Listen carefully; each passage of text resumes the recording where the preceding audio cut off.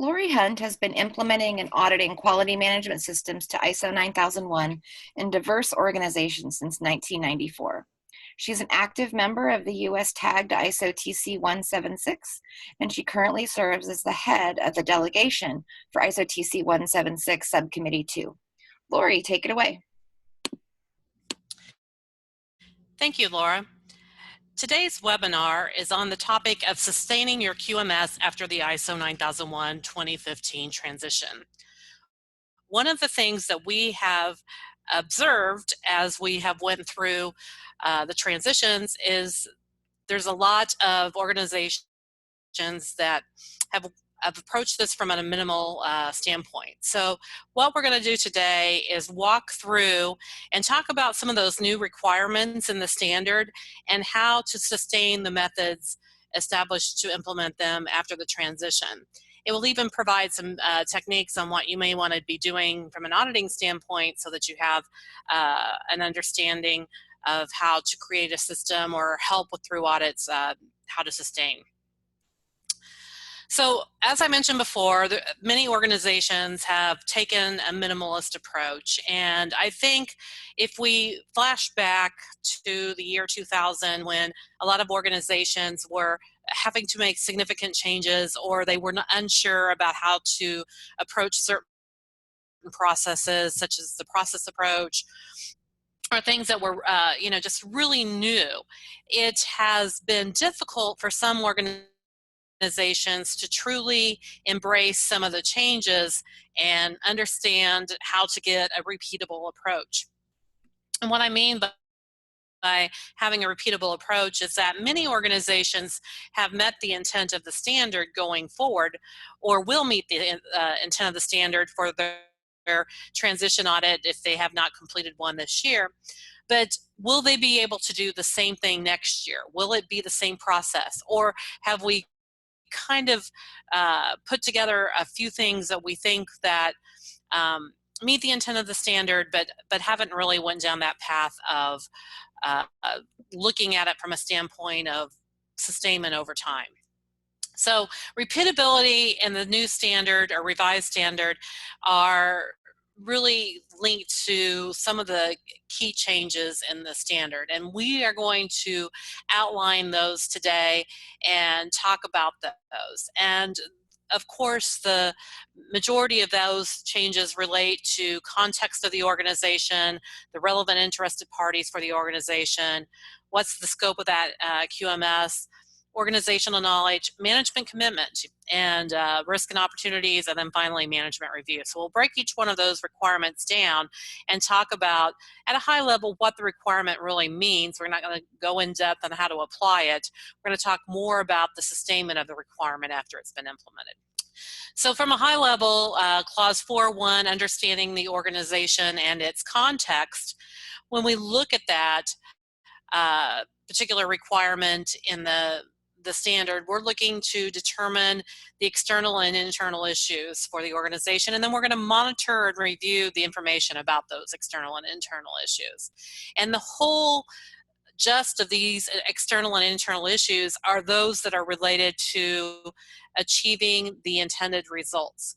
So there might be a lot of issues going on in the organization, but we're really looking at those that are focused on the intended results and specifically to achieving the conformity of products and services. And so that's basically the scope of your quality management system. So I serve as an auditor for CB. I also do consulting and I do training. And through these efforts that I've done in the last few years as the standard has been released, I have observed things through either doing internal audits for an organization or in my role as a third-party auditor. And so what I'm providing to you is my observations. It's not anything that's come from the international community, but it's really from those efforts of my personal observations. So there's a few things that we're taking a look at.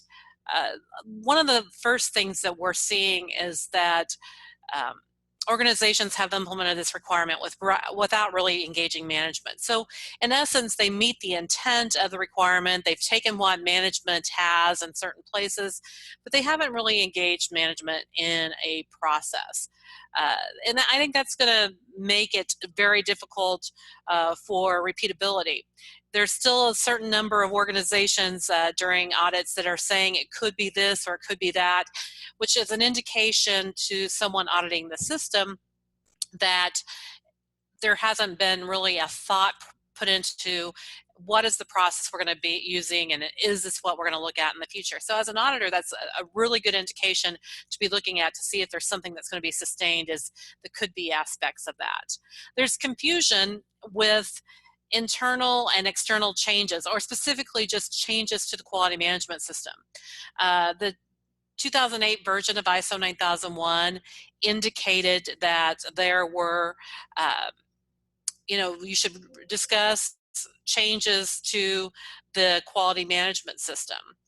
And when you look at those changes, there's been confusion because there's now a requirement in management review to talk about the changes in external and internal issues. They're confusing the two things. So a change in an external issue is that you're a steel organization and the tariff has an influence on you. A change to the organization is that you're having a reorganization. Now, granted, those two things could be the same, but you need to be very, very careful that they're not perceived as the same thing, or that you don't simplify the process. There's also confusion with risk and opportunities. And again, risk and opportunities consider external and internal issues, but they're not a one-to-one match. Organizations are going down the path of a stronger emphasis on negative issues versus potential positive issues. And what I mean by that is we focus on all the negative things going on in the organization, as opposed to an issue is the potential for growth, or an issue is you feel like there's an opportunity for growth, but you don't have the capacity in your organization to do that. And then there's just finally an incomplete monitor and review aspect of it not truly being addressed in management review. So if you're looking to sustain this requirement, what are the things that organizations should do to help yourself out? And it's really, just a basic thing. If it were me, and when I'm auditing, I say, instead of using the language external and internal issues, ask management, what are your top challenges? And those will typically be your external and internal issues. Some organizations have structured strategic planning processes, or they're using a SWOT analysis where they're looking at the strengths, weaknesses, the opportunities, the threats of the organization, and using that tool to really drive the external and internal issues and then lead into the risk and opportunities. Some organizations have business plan, but the key is to use what you already have in place. And the other key is to make sure that it's management that's engaged in this process, and that you're not doing it at the quality professional role. And so if you're auditing this process, you want to make sure that management is truly engaged, and it's not been the person responsible for the management system developing these items. You can use the input requirement and management review to really truly meet the monitor and review aspect of clause 4.1. If you're using strategic planning and you have a 8-hour day where you really focus on that, and you feel like this would be repetitive to management review, you can point to that meeting. But it's very key that you consider those external and internal issues, because the purpose of changes in external and internal issues being addressed in management review is to determine if you need to take any kind of action.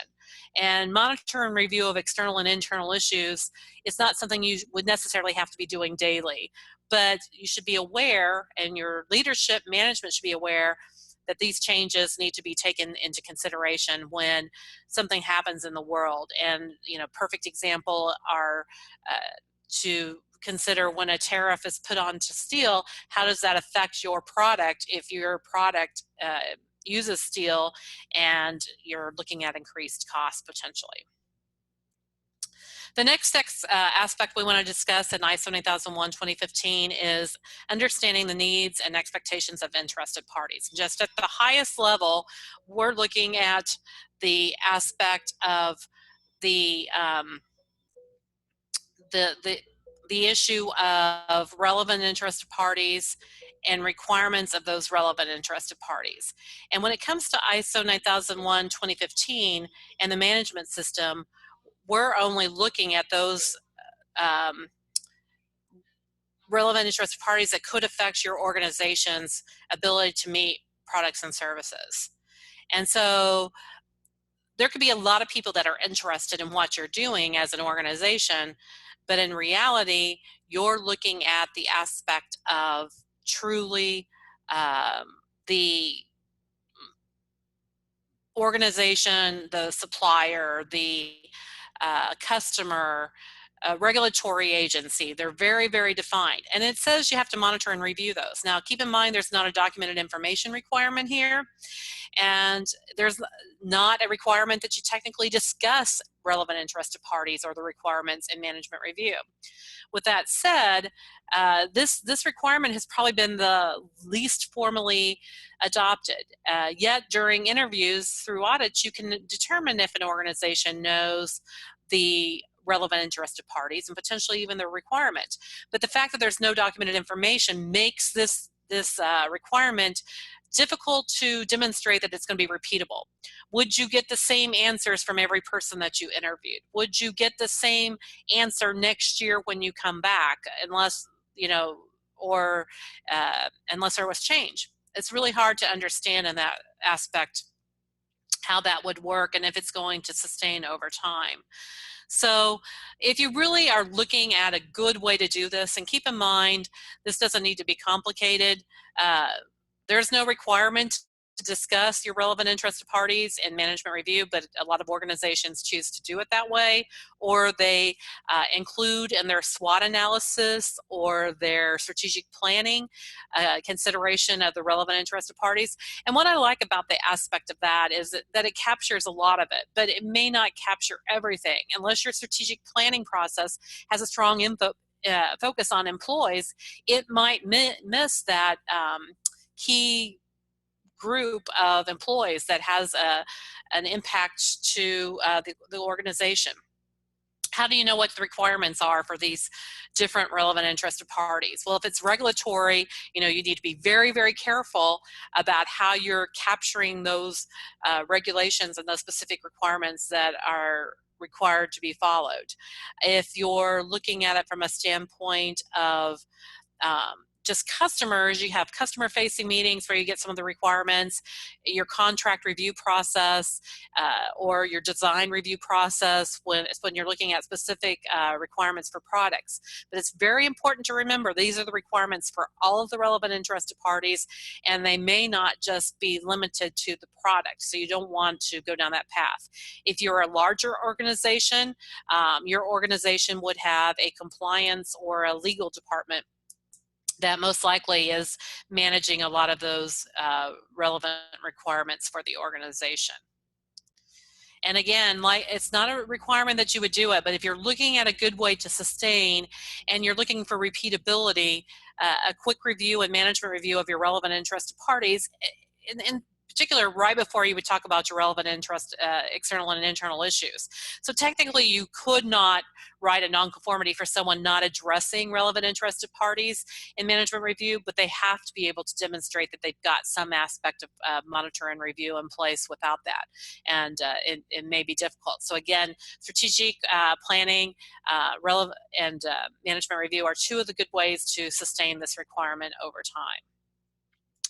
The next requirement talks about determining the scope of the quality management system. And I think everyone would be kind of surprised that I include it in the clause that's repeatable. But it's very interesting because this requirement has become more needed as we've changed some of the aspects of ISO 9001:2015 to consider external providers and just not suppliers.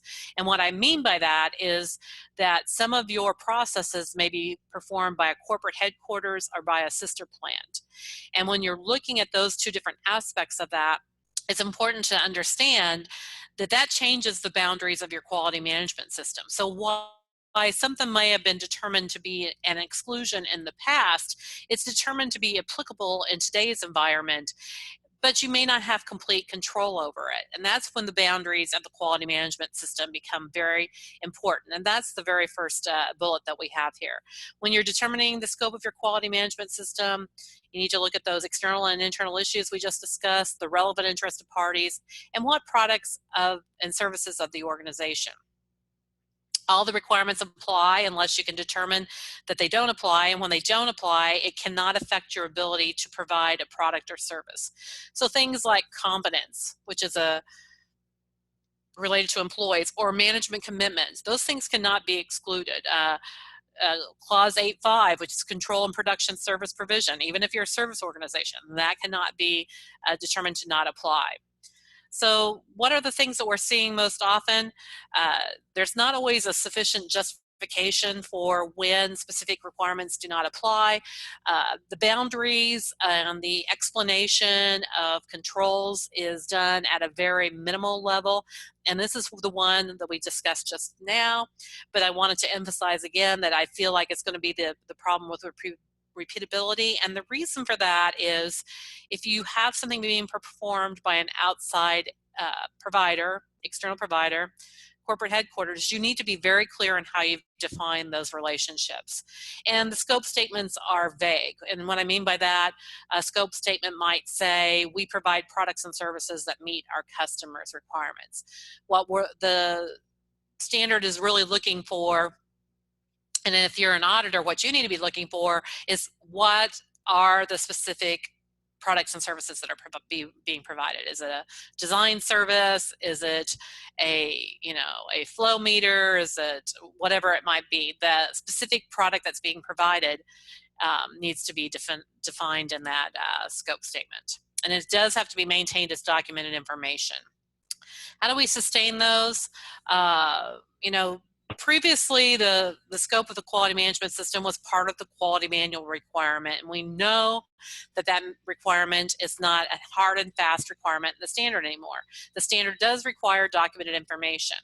So it's up to you to determine where you want that to be. It could be on a website, it could be in a 2-page document that outlines some of the key requirements for ISO 9001. But as a minimum, you have to have documented information. And you have to determine where that's going to be. I encourage organizations to look at the scope statement that is on your official certificate, because that's been vetted pretty well. It's not going to take care of your boundaries and your potential application of the requirements or exclusions, but it does get that what products and services are covered by this particular scope. And finally, Annex A5 and ISO 9001:2015 is a good tool for you to refer to in determining how application of the requirements can be implemented within your own organization. As a reminder, the scope of the QMS is audited every single time. You have a third-party auditor in there. You should be looking at it in your own organizations every time you're doing an internal audit and looking at the clause 4 context of the organization, as well as the management piece. Nothing in the standards says you have to audit every requirement, every single audit, but what I would tell you is that particular requirement is going to be looked at by your third party, so you have to consider whether you're going to pick up on anything that might have changed in your organization. And I think that when there's organizational changes or you start outsourcing other processes, there's probably not a good enough focus on review of those aspects to determine if the requirements are still there. But you need to maintain that focus on boundaries and corporate relationships. Next, we're going to talk about Clause 511, leadership and commitment. And I'm not going to spend a ton of time explaining what all these requirements are, other than to say that this is the requirement and the standard that everyone has said it's got the biggest change, management commitment, and organizations have done a pretty good job of displaying and demonstrating how they meet the intent of these particular clauses. But if you look at the specific aspects of those, and you got into the real nitty gritty of asking specific words to the management, it's a pretty good assumption that those may not be displayed on a high level. When I'm going to talk about leadership and commitment here, I'm going to talk about more about the overall image, not necessarily the management team's understanding of the requirements, because they're doing a pretty good job. What we're seeing is that there's issues with management getting more busy than what they've been in the past. We are doing more with less. Managers may be more engaged with customers than they have been in the past. And all those things, when you merge them together, result in the potential that there is at times a look of less commitment because managers are very busy. And it can even come down to the fact of when you're calling a meeting and management can't make it, or they're looking at their phone during the meeting, or they're, and this is really from a third party standpoint, they're also maybe not even coming to the meetings. They may be off site. And all those things are understood, that when it comes to demonstrating management commitment, you want to make sure those things that the organization is experiencing do not cause a misunderstanding with anyone that there's a lack of commitment there. So what do you need to do to sustain and get that repeatability and take out that low-hanging fruit that potentially the manager's not demonstrating the level of commitment that you feel should be there, whether it's internal or external? So first off, whoever's responsible for conducting audits needs to make sure that the management is aware of any meeting that they need to go to. You see more oftentimes than not that management has not been notified that there's either a closing meeting or an opening meeting until the auditor gets on site, and they're trying to scurry people around and call them into a meeting room. Auditors should be providing you an agenda no less than 14 days, but I would make them do 30 days. And if you're doing internal audits, if you're having internal audit meetings, you need to allow enough time for those to be established. Usually that agenda coming from the outside has a time that's established for management, and you need to make sure that they've set enough time away on their agenda. If you schedule that before the auditor gets there and the management person says, hey, I got a flight on that day, can they change that to a different time? All of that proactive activity will help you sustain that relationship with your auditor and provide a good aspect of how to manage that. I don't think management should be able to or needs to be able to recite the standard. They should read it and be knowledgeable about it. They should definitely understand the requirements that relate to management review and management commitment. And when you get a new leader, you need to make sure that that person gets the same level of communication than the previous leader or the person who was there when you established it. I also encourage you to use management's language.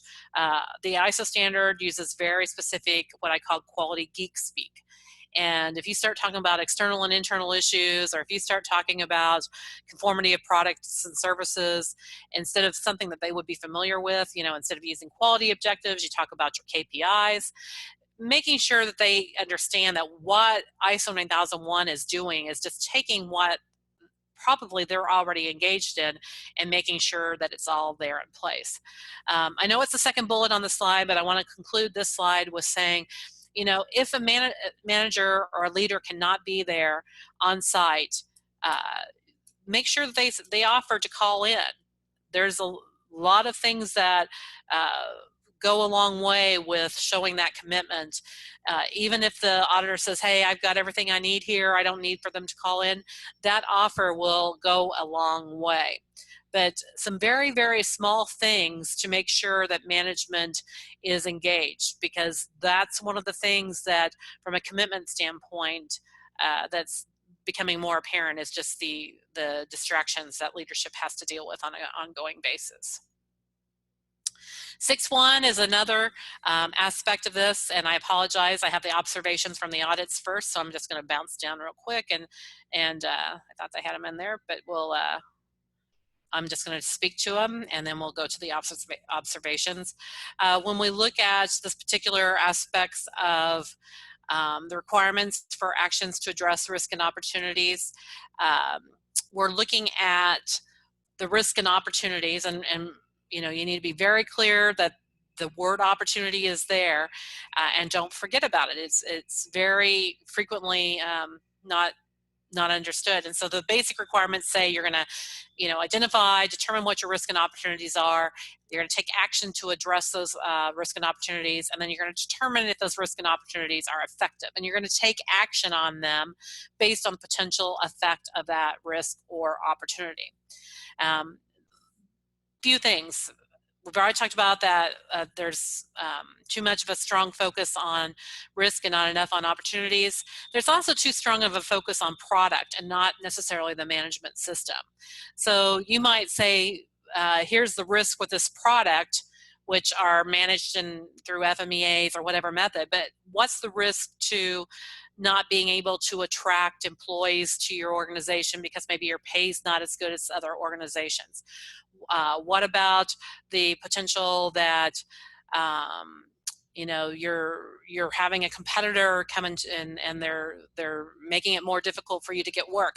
All of those things, or the opportunity that you have the potential for growth, but you don't have the capacity to do it. So those are some of the things that we're seeing and how it's being applied. It's a new concept, but we deal with risk and the development of opportunities every day in our real life and in our professional lives. There's no process or requirement for a formal risk management plan, and the annex is very, very clear on that. Most organizations, consider that whenever they make any kind of decision. And again, while not a requirement of ISO 9001, the SWOT analysis that could help you with your external and internal issues could also help you with your risk and opportunities. One of the things that we're seeing when we're looking at the risk and opportunities is that we're also not doing a great job of discussing the effectiveness of those actions taken to address risk and opportunities in our management reviews. We present our risk and opportunities, we might even have the actions, but we're not doing a great job of addressing that effectiveness aspect. When we look at other ways to sustain, make sure that you use that management review to ensure that the requirement is fulfilled. Finally, the next one is organizational knowledge. And organizational knowledge is one of the requirements that was very difficult for organizations to really do anything with. There's not a hard and fast documented information requirement, but it has its place, and when you see some examples deployed in an organization, it really starts making sense. So you're looking at that you have the right knowledge for the operation of processes, the conformity of the product. You're also looking to make sure that that knowledge is made available as necessary. And then you consider that knowledge when you're addressing changes in the organization and how you make sure you have the right knowledge. And it's specific to the organization, and you say it's generally gained by experience. And so that's what that definition in itself will lead to one of the observations that we have, which is that there is difficulty with understanding the overall that the difference between competence and organizational knowledge. So what we're seeing in this particular requirement, why it's going to be difficult for organizations to sustain, or you may not get a repeatable approach, is in most cases organizations haven't done a great job of really thinking it through. And it's almost like when an auditor goes in, and this would probably be true within your own organization, you're pulling the information. I also think that internal audits aren't doing a great job of capturing information on internal audits. They're just basically saying, do we do this? Yes, but really trying to figure that out. And then, there's this ongoing confusion with competence.